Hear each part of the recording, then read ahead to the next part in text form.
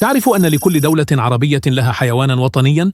فما الحيوان الوطني لكل دولة عربية؟ العراق حيوانه الوطني المعز، الأردن المها العربي، لبنان الطبع المخطط، البحرين غزال الريم، الكويت الجمل، ليبيا الأسد البربري، تونس طائر الجليل، سوريا الدب البني، السودان صقر الجديان، الإمارات المها العربي، فلسطين عصفور الشمس، اليمن النمر العربي، المغرب أسد الأطلس، مصر عقاب السهوب، السعودية الجمل، الجزائر ثعلب الفنك.